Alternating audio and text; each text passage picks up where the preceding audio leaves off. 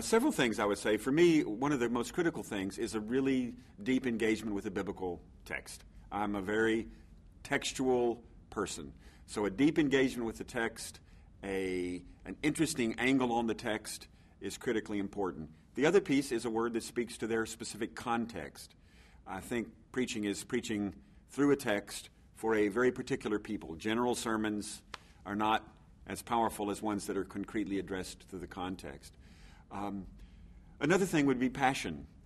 If a preacher is not deeply engaged with this gospel, is not passionate about it, doesn't really have convictions about what he or she is saying, then it's not, to me, as powerful a sermon.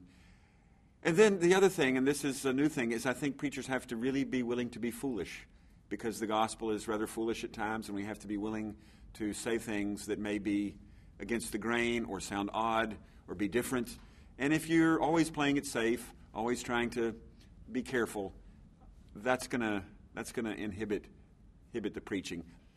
Well, I think it's foolish sort of all the way through. Just read the Sermon on the Mount, for example, where, blessed are the poor in spirit, blessed are those who mourn, blessed are the meek. I mean, the foolishness is the gospel's tendency to challenge and subvert the myths and the rationalities that are just kind of the air we breathe, and it's always kind of bouncing up against those and crashing up against those.